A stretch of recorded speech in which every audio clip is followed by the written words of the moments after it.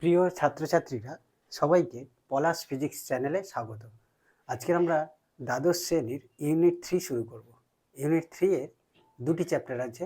প্রথম চ্যাপ্টারটি হলো তড়িৎচুম্বক। আমরা তড়িৎচুম্বকটা শুরু করব। তড়িৎচুম্বক শব্দ দ্বারা বোঝাই যাচ্ছে তড়িতের সঙ্গে চুম্বকের সম্পর্ক।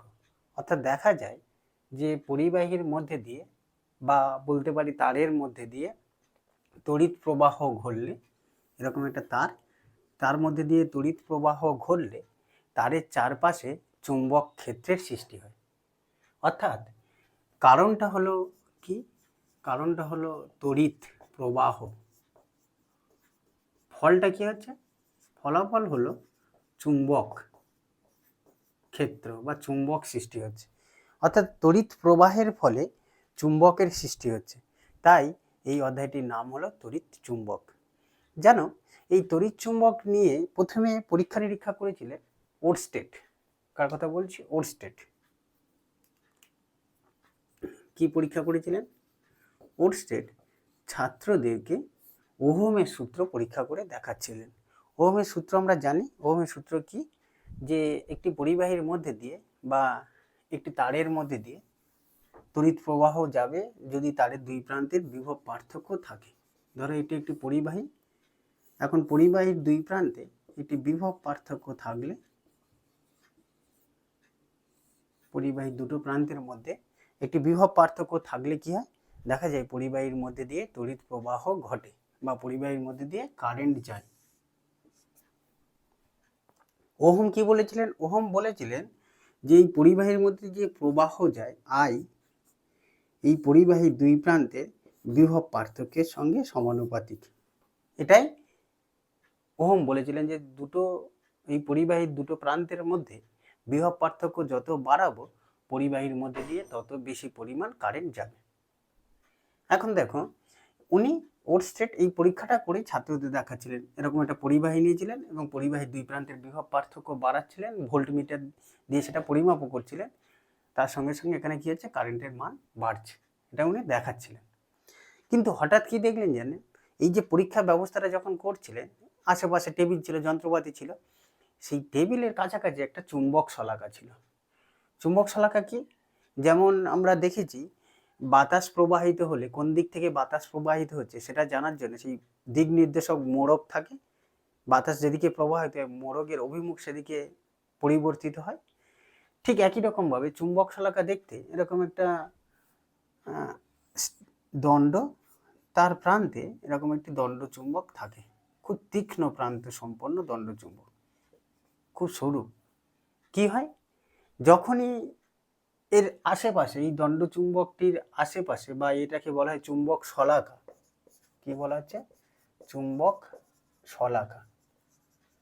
এই চুম্বক শলাকার আশেপাশে যখনই একটি চুম্বক আনা হয়, দেখা যায় এই চুম্বক শলাকাটির বিক্ষেপ ঘটে। বিক্ষেপ ঘটে মানে ঘুরে যায়, এরকম একটা প্রান্তের ওপর বসানো আছে। যখনই এর আশেপাশে চুম্বক আসছে এই শলাকাটা বিক্ষেপ ঘটছে। অর্থাৎ আমরা বলতে পারি চুম্বক শলাকা বিক্ষেপ তখনই ঘটবে যখন এর আশেপাশে কোনো চুম্বক বা চুম্বক ক্ষেত্র থাকবে। ওরস্টেড কি বললেন? ওরস্টেড কি দেখেছিলেন? বললেন তো পরের কথা। কি দেখেছিলেন? দেখলেন এর পাশে একটা টেবিলে এরকম একটা চুম্বক শলাকা পড়েছিল। ঠিক আছে? এবার যেই তারের মধ্যে দিয়ে প্রবাহ যাচ্ছে এই চুম্বক শলাকাটার বিক্ষেপ ঘটছে। উনি ভাবলেন কারেন্ট যাচ্ছে, শলাকার বিক্ষেপ ঘটছে। উনি প্রথমে কিন্তু যে কারেন্ট যাওয়ার কারণে শলাকার বিক্ষেপ ঘটছে সেটা সম্পর্কে ওনার খুব একটা পরিষ্কার ধারণা হয়নি। উনি ভেবেছিলেন যে এই শলাকাটার বিক্ষেপ ঘটছে মনে হয় এই পরীক্ষাগারে যে যন্ত্রপাতিগুলো আছে তার মধ্যে কোথাও হয়তো চুম্বক আছে, ফলে সেই চুম্বক ক্ষেত্রে এই শলাকাটি থাকছে বলেই শলাকাটির বিক্ষেপ ঘটছে। কারণ আমরা জানি চুম্বক শলাকার কখন বিক্ষেপ ঘটে? যখন এর আশেপাশে আরো একটি চুম্বক থাকে। এবার কি হলো? এটা উনি নিশ্চিত হওয়ার জন্য যে এই শলাকার বিক্ষেপ কি এর আশেপাশে রাখা চুম্বকের জন্য ঘটছে সেটা নিশ্চিত করে জানার জন্য উনি এই পরীক্ষাটি এমন একটি জায়গায় করলেন যেখানে আশেপাশে অন্তত কোনো চুম্বক থাকবে না। ফলে আর শলাকার বিক্ষেপ হওয়ার কোনো প্রশ্ন নেই। বা তুমি ভাবতে পারো ল্যাবের মধ্যে যেসব চুম্বক ছিল বা চুম্বক পদার্থ ছিল সেগুলোকে সরিয়ে দিলেন। সরিয়ে দিলে কি হবে? যে চুম্বক শলাকার আর তো বিক্ষেপ হওয়ার কোনো কথাই আসে না, কারণ এর আশেপাশে কোনো চুম্বকই নেই। কিন্তু ঘটনাটা কি করলো, ঘটনাটা ঘটলো যখনই এই পরিবাহীর মধ্যে দিয়ে, তারের মধ্যে দিয়ে যখনই প্রবাহ যাচ্ছে, ঠিক সেই সঙ্গে সঙ্গেই শলাকার বিক্ষেপ ঘটে যাচ্ছে ফের। তাহলে এখানে নিশ্চিত হওয়া গেল যে এই তড়িৎ প্রবাহের সঙ্গে শলাকার বিক্ষেপের কোনো সম্পর্ক নিশ্চিত আছে, কারণ আশেপাশে তার কোনো চুম্বক নেই। আবার দেখতে পাচ্ছি যখনই কারেন্ট যাচ্ছে তখনই শলাকার বিক্ষেপ ঘটছে। তো উনি ভাবলেন যে নিশ্চয়ই তারের মধ্যে দিয়ে কারেন্ট গেলে চারপাশে, এই তারটার চারপাশে নিশ্চয়ই চুম্বক ক্ষেত্রের সৃষ্টি হচ্ছে, তাই না? দেখো, তারের মধ্যে দিয়ে কারেন্ট গেলে চুম্বক ক্ষেত্র হচ্ছে বলেই শলাকাটার বিক্ষেপ ঘটছে নিশ্চিত, কারণ আমরা এর আগে জেনেছি চুম্বক শলাকার বিক্ষেপ তখনই ঘটে যখন এর আশেপাশে আরো একটি চুম্বক থাকে। ফলে এই সিদ্ধান্ত থেকে উনি এই সিদ্ধান্তে উপনীত হলেন যে, ওই পরীক্ষা থেকে এই সিদ্ধান্তে উপনীত হলেন যে এই পরিবাহীর মধ্যে দিয়ে প্রবাহ যাওয়ার ফলে এর চারপাশে চুম্বক ক্ষেত্রের সৃষ্টি হয়েছে, আর সেই চুম্বক ক্ষেত্রে শলাকাটি থাকার জন্য শলাকারে বিক্ষেপ ঘটছে। ভালো করে ভেবে দেখো, এখান থেকে কিন্তু আমরা একটা গুরুত্বপূর্ণ সিদ্ধান্ত পেলাম কি, যে পরিবাহীর মধ্যে দিয়ে যখনই প্রবাহ যায় তার চারপাশে চুম্বক ক্ষেত্রের সৃষ্টি হয়। এই যে যেটা বলছিলাম, কারণ হচ্ছে তড়িৎ প্রবাহ, ফল হচ্ছে কি চুম্বক, অর্থাৎ পরিবাহীর মধ্যে দিয়ে প্রবাহের জন্য চুম্বক হচ্ছে, এটাকেই বলা হচ্ছে তড়িৎ চুম্বক। ওরস্টেড আরও কিছু পরীক্ষা নিরীক্ষা করেছিলেন কি, যে শলাকার বিক্ষেপ কিভাবে ঘটছে সেটা জানার জন্য উনি অনেকগুলো পরীক্ষা করেছিলেন। কি করেছিলেন জানিস? দেখো, উনি কি করলেন, উনি প্রথমে এরকম পরিবাহীটি নিলেন, নিয়ে দেখো আমি কয়েকটা ছবি, দুটো ছবি আঁকি, পরিষ্কার হয়ে যাবে তোমাদের কাছে।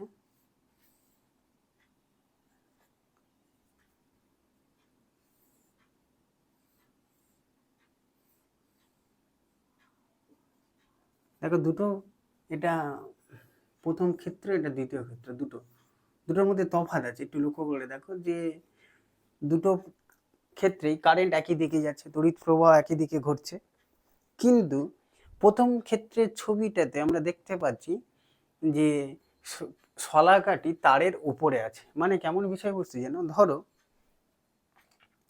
এটা হলো একটি তার, এটা একটি তার, তারের মধ্যে দিয়ে কারেন্ট যাচ্ছে তোমাদের দিকে, শলাকাটা একবার এরকম উপরে রেখেছেন, যেটা এই ক্ষেত্রে।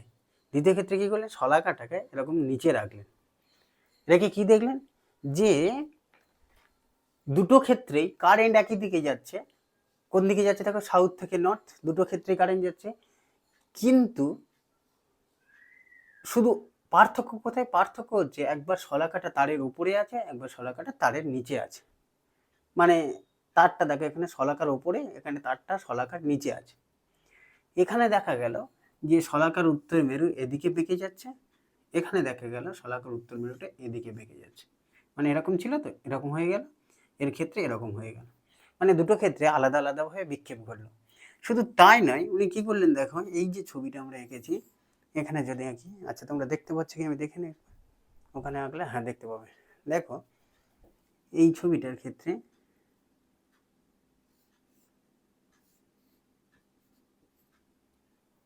একই ছবি, শলাকাটা উপরে আছে, কিন্তু কারেন্টের অভিমুখটা পাল্টে দিলেন। কারেন্ট এখন দেখো সাউথ থেকে নর্থ যাচ্ছিল, এখানে সাউথ থেকে নর্থ, এখানে কোথায় যাচ্ছে সাউথ, নর্থ থেকে সাউথ, কারেন্টের অভিমুখ পাল্টে গেল। তখন কি দেখলেন, তখন দেখলেন শলাকাটা আগে যেদিকে বেঁকে যাচ্ছিল, আগে দেখো বাঁ দিকে বেঁকে যাচ্ছিল, দেখলেন শলাকাটা এরকম উত্তর মেরুটা ডান দিকে বেঁকে যাচ্ছে। এক্ষেত্রেও একই পরীক্ষা করলেন, এই ক্ষেত্রে এরকম নিলেন, শুধু কি করলেন দেখো, কারেন্টের অভিমুখটা পাল্টে দিলেন। অভিমুখ পাল্টে দিলে কি দেখতে পাচ্ছে, শলাকাটা দেখো ওদিকে ডান দিকে বেঁকে যাচ্ছিল, এবার দেখলেন শলাকাটা বাঁ দিকে বেঁকে যাচ্ছে। এই পরীক্ষাটা করেছে। আরও উনি একটা পরীক্ষা করেছিলেন, আরও একটা পরীক্ষা কি করেছিলেন দেখো, দেখায় উনি এরকম তার নিলেন, শলাকাটাকে এইভাবে নিলেন, এটা উত্তর এটা দক্ষিণ, অর্থাৎ শলাকাটি দেখো লম্বভাবে আছে, পরিবাহীর সঙ্গে লম্বভাবে আছে, এখানে শলাকার কোনো বিক্ষেপ হলো না, এখানে বিক্ষেপ হচ্ছে না। বুঝে গেল? এই পরীক্ষাগুলো উনি করলেন, অর্থাৎ পরিবাহীর মধ্যে দিয়ে প্রবাহ গেলে শলাকার বিক্ষেপ কোন দিকে ঘটে সেটার উনি লিপিবদ্ধ করেছিলেন, বিভিন্নভাবে পরীক্ষা নিরীক্ষা করেছিলেন। তোমরা এগুলো সব মনে রাখতে চেষ্টা করতে পারো, কিন্তু যে কোনো একটা বিষয় মনে রাখবে, যে কোনো একটা ছবি রাখলে দেখবে পরপর করে অন্যগুলো সব মনে থাকবে। এই ছবিটা মনে রাখবে, এইটা মনে রাখার সহজ উপায় হচ্ছে স্নো, এই শব্দটা মনে রাখলেই হয়ে যাবে। কিভাবে? দেখো, কারেন্ট যাচ্ছে কোথায়? কারেন্ট মানে তড়িৎ প্রবাহ ঘুরছে কোথায়? সাউথ থেকে নর্থ, সাউথ থেকে নর্থ। ও থেকে ওভার, ওভার কার? ওভার হচ্ছে, ওভার বলতে বোঝাচ্ছি যে চুম্বক শলাকাটা কন্ডাক্টরের ওপরে, পরিবাহীর উপরে আছে। কারেন্ট সাউথ থেকে নর্থে যাচ্ছে, শলাকা তারের উপরে থাকলে উত্তর মেরুটা পশ্চিম দিকে মেকে যাবে। এটা পশ্চিম দিক থেকে, কেন? আমরা দিক নির্দেশ করলে এটা উত্তর দিক, এটা দক্ষিণ দিক, এটা পূর্ব দিক, এটা পশ্চিম দিক। দেখো এই দিকটা পশ্চিম দিক হচ্ছে, ফলে শলাকাটি পশ্চিম দিকে, শলাকাটি নয়, শলাকার উত্তর মেরুটি পশ্চিম দিকে বেঁকে যাচ্ছে।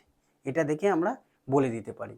এই স্নো শব্দটা দেখে খেয়াল রাখবে, কারেন্ট যাবে কোথায়? প্রবাহ ঘটবে সাউথ থেকে নর্থ, শলাকাটা কোথায় থাকবে? Over the conductor. আর উত্তর মেরুটার বিক্ষেপ কোন দিকে ঘটবে? পশ্চিম দিকে ঘটবে। সোজাসুজি এই কথাটাই দাঁড়ালো যে ওরস্টেটের পরীক্ষা থেকে আমরা সিদ্ধান্ত করতে পারলাম যে পরিবাহীর মধ্যে দিয়ে তড়িৎ প্রবাহ ঘটলে পরিবাহীর চারপাশে চুম্বক ক্ষেত্রের সৃষ্টি হয়, যেটাকে আমরা তড়িৎ চুম্বক বলি। এখন দেখো, সেই চুম্বক ক্ষেত্রের মান কি কি বিষয়ের উপর নির্ভর করে? অর্থাৎ একটা তারের মধ্যে দিয়ে প্রবাহ গেলে, এরকম একটি পরিবাহীর মধ্যে দিয়ে প্রবাহ গেলে চারপাশে চুম্বক ক্ষেত্র হবে ঠিকই, কিন্তু সব জায়গায় তো চুম্বক ক্ষেত্রের মান একই রকম হবে না, আলাদা আলাদা হবে। কোনো একটি বিন্দুতে, এর পরিবাহীর চারপাশের কোনো একটি বিন্দুতে চুম্বক ক্ষেত্রের মান কি কি বিষয়ের উপর নির্ভর করে সেটা নিয়ে পরীক্ষা নিরীক্ষা করেছিলেন দুজন বিজ্ঞানী। তারা হলেন বায়ো এবং সাভার্ট। আমরা বায়ো সাভার্টের সূত্র শিখব। আমাদের সিলেবাসের জন্য বায়ো সাভার্ট সূত্র খুবই গুরুত্বপূর্ণ। দেখো কি বায়ো সাভার্ট সূত্র, কিন্তু বায়ো সাভার্ট সূত্র শিখতে গেলে কয়েকটি শব্দের মানে একটু আগে বুঝে নিতে হবে, কাজে লাগবে আমাদের সেই শব্দগুলো পরপর। যদি এর অর্থগুলো আরো পরিষ্কার করে বুঝবো পরে, কি প্রথমে বুঝতে হবে যে চুম্বক ক্ষেত্র কি। চুম্বক ক্ষেত্র কি? যে একটা তারের মধ্যে দিয়ে যখনই প্রবাহ যাচ্ছে, তারের চারপাশে চুম্বকের সৃষ্টি হচ্ছে বা চুম্বক ক্ষেত্রের সৃষ্টি হচ্ছে। যে চুম্বক ক্ষেত্রকে আমরা বি চিহ্ন দ্বারা লিখি। বিভিন্ন স্থানে চুম্বক ক্ষেত্রের মান আলাদা, একে কি বলা হচ্ছে? চুম্বক ক্ষেত্র বি চিহ্ন দ্বারা প্রকাশ করা, বা একে অনেক সময় বলা হয় চুম্বক আবেশ, বা অনেক সময় বলা হয় চুম্বক প্রবাহ ঘনত্ব, এরকম নাম দেওয়া হয়েছে। যেমন আমরা তড়িৎ ক্ষেত্রের প্রাবল্য বলতে যে ধারণাটা আমাদের মধ্যে আছে তড়িৎ ক্ষেত্র, এখানে চুম্বক ক্ষেত্র বলতে সেই ধারণাটাই কাজে লাগবে। চুম্বক ক্ষেত্র যা তড়িৎ ক্ষেত্রের প্রাবল্য প্রায় একই রকম রাশিমালা। তড়িৎ ক্ষেত্রের প্রাবল্য কি আমরা ই চিহ্ন দ্বারা লিখতাম, তাই না? এখানে চুম্বক ক্ষেত্রকে, ক্ষেত্র প্রাবল্য নয় কিন্তু, চুম্বক ক্ষেত্রকেই বি দ্বারা লিখি। তড়িৎ ক্ষেত্রকে কিছু দ্বারা লেখা হতো না। তড়িৎ ক্ষেত্রের প্রাবল্য কি দ্বারা, এখানে চুম্বক ক্ষেত্র বলছি কিন্তু ধারণাটা কিছুটা চুম্বক ক্ষেত্র প্রাবল্যের মতো। এর একক একটু জানতে হবে। বি এর একক কি হয়? এসআই পদ্ধতিতে বি এর একক হয় টেসলা। টেসলা একজন বিজ্ঞানীর নাম, ছোট হাতে বড় হাতে টি দ্বারা লেখা হয়। আর সিজিএস পদ্ধতি একক কি হয়? গাউস, এটা জি দ্বারা লেখা হয়। ও আচ্ছা, একে আরো একটা একক আছে, ওরস্টেটের নাম অনুসারে নামকরণ করা হয়েছে, ওরস্টেট, ও আর ছোট হাতের ই দ্বারা লেখা হয়। সম্পর্ক কি? 1 টেসলা সমান 10⁴ গাউস হয়। আমরা এই সম্পর্কটা না আরো পরে প্রতিষ্ঠাও করব, এখন আপাতত জেনে নিই। আচ্ছা, চুম্বক ক্ষেত্র কিন্তু একটু খেয়াল রাখতে হবে, চুম্বক ক্ষেত্র যেটাকে আমরা বি চিহ্ন দ্বারা প্রকাশ করছি, চুম্বক ক্ষেত্র ভেক্টর রাশি, ভেক্টর রাশি। ফলে কি আছে? ফলে এর একটি মানও আছে, দিকও আছে। মানে আমাদের মানও নির্ণয় করতে হবে, দিকও নির্ণয় করতে হবে। কিন্তু এই বিয়ের মান নির্ণয় করব কি করে? বিয়ের মান নির্ণয় করার জন্য ওরস্টেট পরীক্ষা নিরীক্ষা করে বলেছিলেন যে তার চারপাশে চুম্বক ক্ষেত্র হয়, সেই চুম্বক ক্ষেত্রের মান কি কি বিষয়ের উপর নির্ভর করে সেটা নিয়ে পরীক্ষা করেছিলেন বায়ো এবং সাভার্ট। আমরা বায়ো সাভার্টের সূত্র শিখবো, দুজন বিজ্ঞানী। তাহলে এগুলো একটু জানলাম, এগুলো সম্পর্কে আরো বিস্তৃত শিখবো, আপাতত জেনে রাখি চুম্বক ক্ষেত্র। আচ্ছা, বায়ো সাভার্ট সূত্র আমাদের পাঠ্যসূচির জন্য খুবই গুরুত্বপূর্ণ বায়োসাভার্ট সূত্র। কি দেখো বায়োসাভার্ট সূত্রটি কি?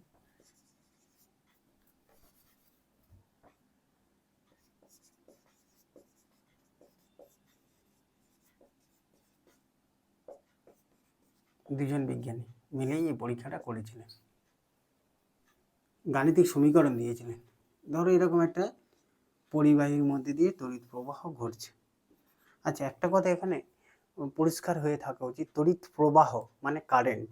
কিন্তু আমরা জানি কারেন্টের দুই ভাগ, ডিসি কারেন্ট হয় এবং এসি কারেন্ট হয়।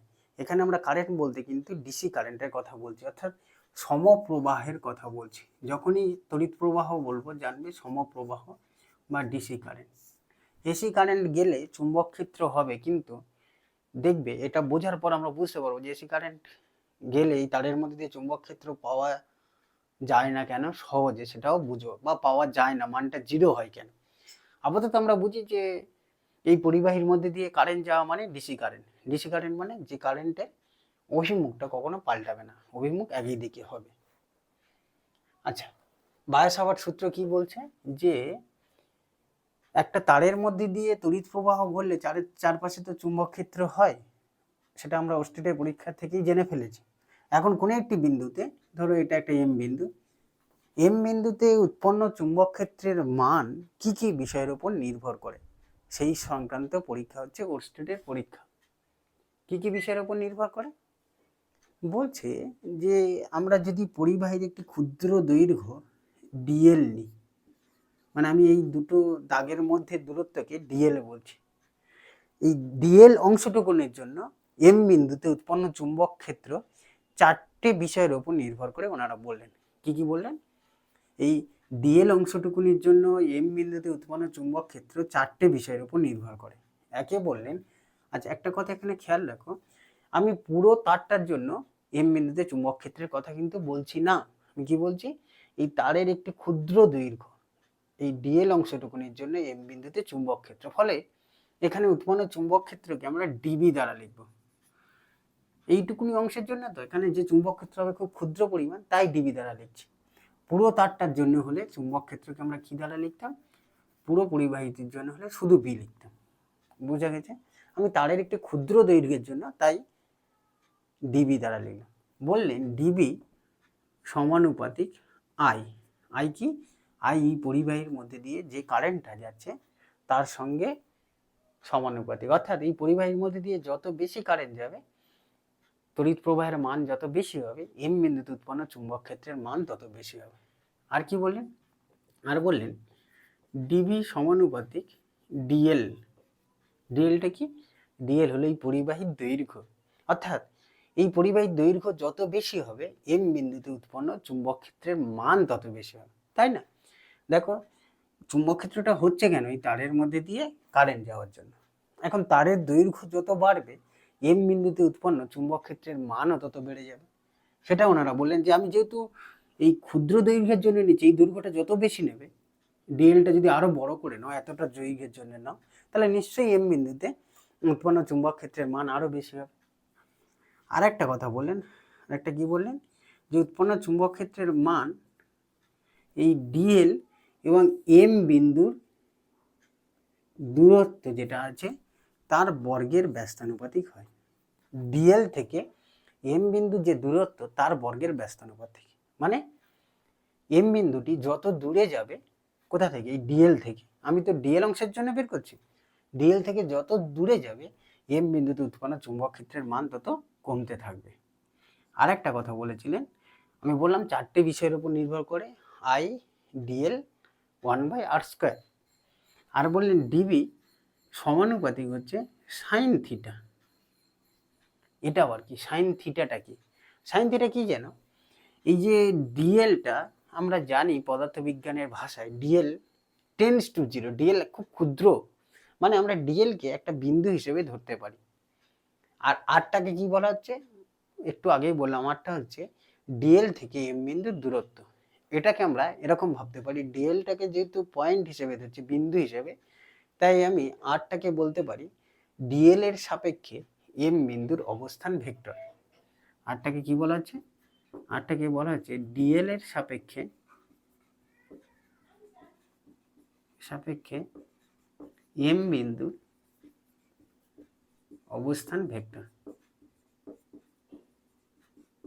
অবস্থান ভেক্টরকে কিভাবে লেখা হতো মনে আছে? এটা তো মূল বিন্দু ধরে নিচ্ছি, এই বিন্দুটার স্থানাঙ্ক যদি এক্স ওয়াই জেড হতো তাহলে আমরা কি লিখতাম? আর ভেক্টরকে লিখতাম x i cap plus y j cap plus z k cap, এইভাবে লিখে দিতাম। বোঝা গেল? তাহলে আরটা দাঁড়ালো কি? আর দূরত্ব বলছিলাম, ওই যে অবস্থান ভেক্টরের মানটি হলো দূরত্ব। তাহলে আমরা আর কি বুঝে গেলাম? আমাদের উদ্দেশ্য কিন্তু আর বোঝা নয়, আমাদের উদ্দেশ্য হচ্ছে সাইন থিটাটা বোঝা। যে সাইন থিটাটা কি সেটা একটু বুঝতে চাই।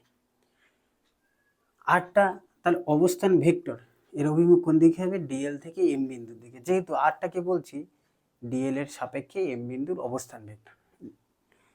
আর এই যে তারের যে দৈর্ঘ্য, ক্ষুদ্র দৈর্ঘ্য নিচে, এখানে যদি একটা স্পর্শক অঙ্কন করি, সেই স্পর্শক বরাবর অভিমুখ হবে আইডিএল।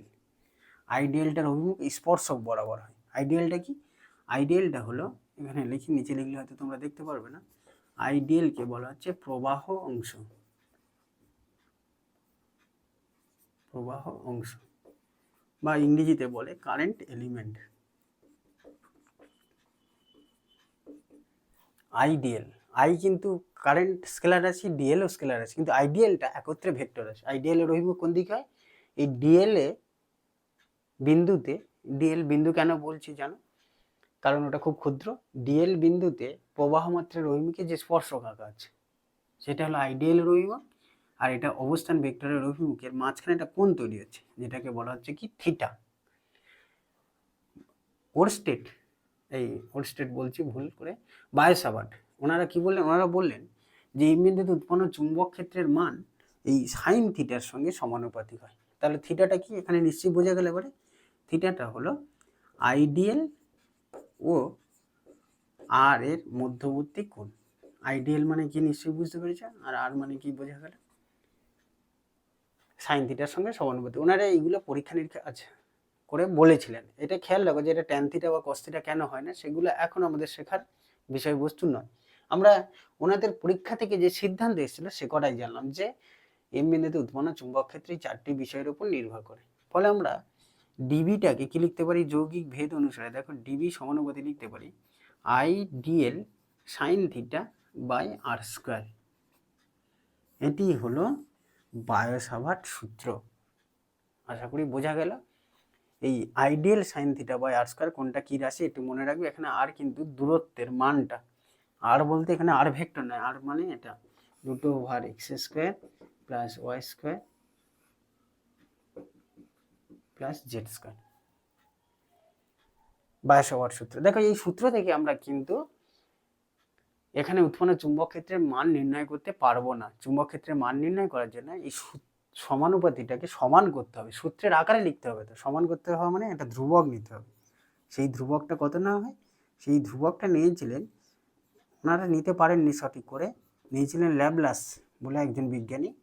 তোমরা ল্যাবলাসের নাম শুনেছো। সেই ধ্রুবকটাকে বলা হয় কি? μ0/4π। μ0টাকে এখানে জেনে রাখতে হবে।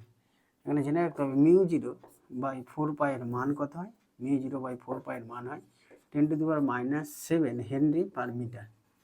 এগুলো জানবো, এই এককগুলো আরো বিস্তৃত জানবো, কেন এটা এলো সেগুলো জানবো, আপাতত মনে রাখি। আর μ0টাকে বলা হচ্ছে কি? μ0 কিন্তু এখানে প্রতিসরাঙ্ক নয়, এখানে μ0 হচ্ছে শূন্য স্থানের, তোমরা তড়িৎ ক্ষেত্রে পড়েছিলে ইপসাইলন জিরো, এখানে μ0 শূন্য স্থানের চৌম্বক ভেদ্যতা। হলো এই সূত্রটাকে, এটা হচ্ছে ল্যাবলাস, এই উপরের যে সূত্র এটাকে বলা হচ্ছে বায়োসাভার্ট সূত্র, এটাকে বলা হয় ল্যাপলাসের সমীকরণ। কারণ এই ধ্রুবকটির মান একদম সঠিকভাবে নির্ণয় করেছিলেন ল্যাপলাস, μ0/4π ডিবি। তাহলে বোঝা গেল যে এখানে উৎপন্ন চুম্বক ক্ষেত্রের মান কতটা হয় এই ক্ষুদ্র অংশের জন্য। আর সমগ্র তারের জন্য তো উৎপন্ন হবে চুম্বক ক্ষেত্রটা, শুধু ওইটুকুনি অংশের জন্য তো নয়, সমগ্র অংশের জন্য ওখানে চুম্বক ক্ষেত্র বের করতে গেলে আমরা ইন্টিগ্রেশন করব। ইন্টিগ্রেশন করে কি লিখবো তোমরা এখানে লিখলে দেখতে পাবে, দেখি। হ্যাঁ, μ0/4π IDL sine theta by r square. এই হলো বায়োসাভার্ট সূত্র এবং সেখান থেকে এলো ল্যাপ্লাসের সমীকরণ। ইন্টিগ্রেশন মানে এই ক্ষুদ্র ক্ষুদ্র পুরো দৈর্ঘ্যের জন্য ওখানে উৎপন্ন চুম্বক ক্ষেত্রগুলো যোগ করলে চলে আসবে। এখানে ডিএল অংশটুকুনি জন্য বের করা হলো। ধরো তারটা দৈর্ঘ্য 10 সেন্টিমিটার, আমরা বের করলাম এই ডিএলটা নিয়েছিলাম 1 সেন্টিমিটার, জন্য কত, তারপরের 1 সেন্টিমিটার, তারপরের 1 সেন্টিমিটার, এইভাবে সবগুলোর জন্য বের করে যোগ করলে আসবে। আমরা সেটা যোগ না করে সামেশন না করে ইন্টিগ্রেশন করেছি। সামেশন চিহ্ন দিতে পারো, যে এরকম লিখতে পারো বি, এখানে না লিখে এখানে লিখে কোথায় লিখতে পারি দেখো, এখানে লিখে দিচ্ছি বি সমান, বি কেন লিখছি, আর তো ওই ক্ষুদ্র অংশের জন্য নয়, পুরো তারটার জন্য, summation mu naught by 4 pi I dl sine theta by r square. এইভাবেও লেখা যায়, তবে সামেশনের চেয়ে ইন্টিগ্রেশন করাই যথোপযুক্ত কাজ হবে। এবার আমাদের বায়োসাভার্ট সূত্র শিখলাম, বায়োসাভার্ট সূত্রের প্রয়োগ শিখব। পরের ক্লাসে আমরা বায়োসাভার্ট সূত্রের প্রয়োগ শিখব। আজকে এই পর্যন্ত থাকলো, পরের ক্লাসে দেখা হচ্ছে।